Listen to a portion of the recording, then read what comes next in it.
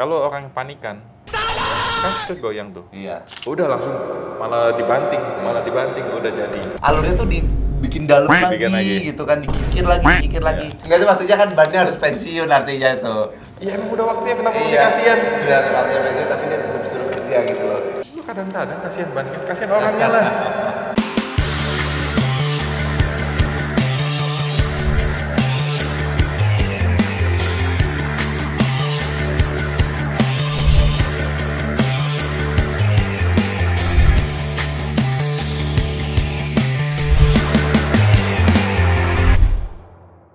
Balik lagi di YouTube Domo Transmisi guys. Nah tapi sekarang kita pembahasannya bukan obsesi. Nah, Ko Freddy, di musim hujan ini kayaknya gue sering banget nemuin video-video mobil tergelincir kok. Nah jadi topik kita hari ini adalah bahaya hydroplaning dan tips menghindarinya. Ko Freddy, boleh jelasin dikit kok topik ini tuh apa sih kok? Hydroplaning. Iya, hydroplaning Alias aquaplaning. Aquaplaning. Itu kan sebenarnya kondisi, kita ngomongnya itu kondisi yang berbahaya ya. Itu terjadi karena apa? Ketika ban mobil lewat, itu permukaan ban itu nggak nempel sama aspal. Jadi ada genangan airnya. Jadi permukaan ban itu nggak nyentuh aspal. Itu jadi kondisi ban, itu nggak, telapaknya itu nggak nyentuh dengan permukaan aspal atau permukaan konkret lah, coran gitu ya, sama permukaan jalan. Karena apa? Di situ ada lapisan airnya. Nah, jadi di situ kehilangan traksi gitu. Nah, jadi bisa tergelincir. Makanya efeknya kita ngomong ini bahaya. Jadi aquaplaning ini terjadi, ada air yang nggak bisa dilewatin oleh permukaan ban. Harusnya ban itu tujuannya kalau lewatin jalan, air itu ngelewatin, kan ada garis-garis. Iya, ngelewatin alurnya ya, alurnya. Jadi air itu harusnya dibelah oleh ban, air itu keluar ke sampingnya, tetap ban itu napaknya ke permukaan jalan. Nah, jadi kondisi itu nggak sempet kebuang lagi. Bisa juga karena kondisi ban jelek, kondisi airnya terlalu banyak, kecepatan tinggi. Nah itu kedua, lapisan air yang terbentuk di jalan itu yang nggak di antara ban sama jalan. Terus yang ketiga, jadi dengan kondisi itu ban jadi ngambang di atas air.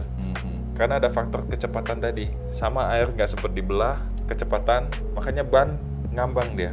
Kalau orang panikan, kan situ goyang tuh. Udah langsung malah dibanting udah jadi. Makanya nggak boleh panik. Yang bahaya tuh kalau kondisi begitu, kita kecepatan tinggi, setir kita lari, kitanya panikan, nggak tahu mesti gimana. Malah dibuang lagi. Udah jadinya bolak-balik terbalik. Lagi hujan, kecepatan yang disarankan itu sebenarnya ya di bawah 80 atau 80 maksimal. Ikutin petunjuk yang ada di tol misalnya. Tol itu kan kecepatan maksimum sebenarnya 80, minimum 60. Ikutin itu sebenarnya itu aman. Oke. Nah, ntar kok. Itu kan berarti terjadi karena air itu kan nggak bikin, artinya kan ban ini sama tanah ini kan nggak nempel ya. Karena si airnya ini kan nggak ngelewatin alurnya. Nah misalkan nih, kita ngebahas tentang ban nih, perasaan kan ban kadang suka ada yang udah mulai botak tuh. Nah terus di tukang ban itu alurnya tuh dibikin dalam lagi gitu kan, dikikir lagi. Sebenarnya kayak gitu tuh aman nggak sih kalau dibuat mobil biasa ya? Kan kita seringnya lihat itu di mobil truk. Nah itu kalau di mobil biasa aman nggak? Enggak ya? Itu kan ada yang namanya vulkanisir.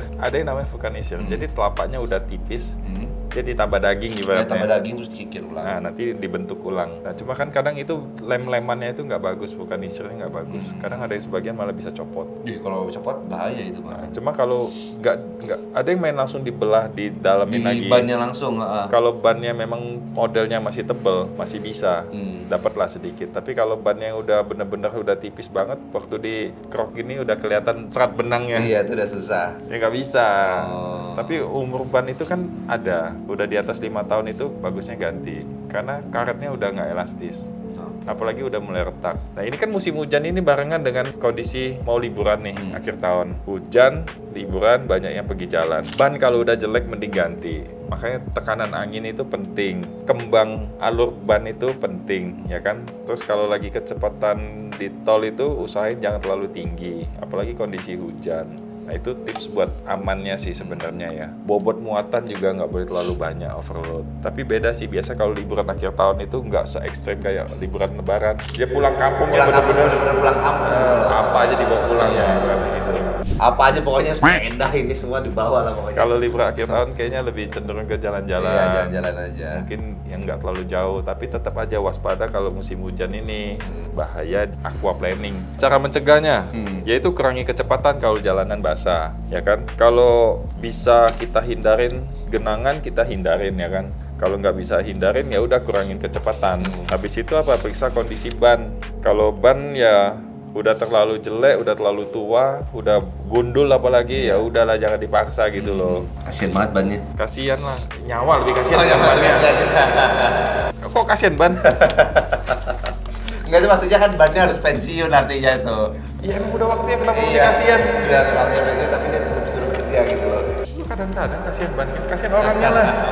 Terus apa lagi? Kondisi suspensi dan sistem pengereman itu perlu diperhatiin. Suspensi jelek bisa jadi yang nyebabin ban botaknya nggak rata. Bisa habis sebagian luar, habis atau sebagian dalam, itu faktor dari suspensi bisa. Dan kaki-kaki. Sistem pengereman juga penting. Terus apa lagi? Hindari gerakan mendadak. Kalau misalnya lagi jalan, kena aquaplaning ya nggak usah panik. Kurangi kecepatan aja, setirnya tuh diimbangin lagi. Dia larinya kemana ya? Kita bales, nggak boleh panik. Aku untungnya belum pernah merasakan sih. Aquaplaning belum? Belum, untungnya belum pernah, jangan sampai. Jangan coba-coba. Makanya kalau lagi hujan jangan terlalu kencang. Cuma waktu itu pernah sekali. Segini pakai mobil tinggi ya, pakai mobil ras. Mobil ras ya hitungannya tinggi lah, nggak yang sedan gitu kan. Nah terus kondisi itu lagi dari Bintaro, tol Cibubur. Itu habis hujan gede, mungkin kecepatan di 80-an lah, 80-an. Itu kan antara tinggi sama rendah lah ya, middle banget lah, 80 itu kan. Nggak sadar kalau di depan itu ada ini kok, genangan air kok. Nggak hydroplaning, tapi genangan airnya tuh masuk ke kaca. Jadi genangan airnya tuh ditabrak, terus genangan airnya nutup kaca semuanya. Nah itu juga bahaya tuh. Itu bisa bikin orang, misalnya di depan yang ngerem kita nggak tahu kan. Ketutupan karena pakai wiper juga, airnya nggak mau hilang gitu loh. Itu juga bahaya tuh. Selain hydroplaning itu berarti namanya apa ya kalau itu ya? Oh lagi 80 tiba-tiba wah aja ketutupan, airnya udah semua nutup kaca mobil depan. Kadang kita udah jalan hati-hati, memang ada genangan misalnya. Iya. Yang jalur sebelah sana genangannya lebih tinggi misalnya. Iya. Kadang dari sana kenceng, nyipratnya ke sini. Itu juga bisa sering tuh kayak gitu tuh. Langsung aja semua. Pokoknya kalau lagi hujan tuh kayaknya kayak gitu bahaya deh. Pokoknya kalau ada genangan tuh kalau lagi hujan tuh. Cuma ada juga yang masih salah artiin loh kalau lagi kondisi hujan gede, hujan terus ya. Itu kok mereka nggak nyalain hazard gitu loh. Iya, sebenarnya kan kalau hujan gede sebenarnya kan nyalain lampu aja. Lampu aja ya. Supaya apa, dari belakang kita tahu di depan ini ada kendaraan. Karena kalau kita nyalain lampu kan lampu rem yang standby-nya itu kan nyala. Jadi dari belakang tahu di depan ada kendaraan gitu. Kalau dia rem mendadak baru kita nyalain hazard ya. Iya, tapi kalau sepanjang jalan dia nyalain hazard, begitu dia mau pindah jalur, mau dari kiri ke kanan atau ke kanan ke kiri, gak ada yang tahu. Kan gak ada yang tahu karena hazard jalan terus gitu loh. Cuman masih banyak yang nyalain hazard. Kalau hujan gede nyalain hazard terus sepanjang jalan tuh. Kadang dia kanan kiri. Jadi siapa yang tahu? Iya. Sennya dua-duanya nyala. Oke, jadi sekian ya pembahasan kali ini. Jadi buat teman-teman yang punya permasalahan seputar matic, langsung aja datang ke Domo Transmisi Pusat di Kelapa Gading.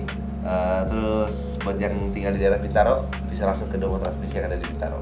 Dan buat yang tinggal di Bandung hati-hati jangan ketukar, karena di situ sudah ada dokter mobil dan Domo Transmisi. Nah untuk dokter mobilnya ada di Bandung Kota di Jalan Soekarno-Hatta, dan untuk Domo Transmisi ada di Domo Transmisi Padalarang. Dan yang terakhir kita sudah buka di Domo Transmisi Surabaya Lontar. Jadi buat warga-warga Jawa Timur jangan khawatir dah kalau maticnya tuh ada masalah, langsung aja deh bawa ke Domo Transmisi yang ada di Lontar. Betul kok? Betul.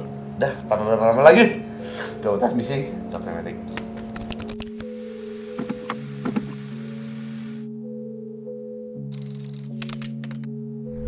Domo Transmisi, dokternya matic.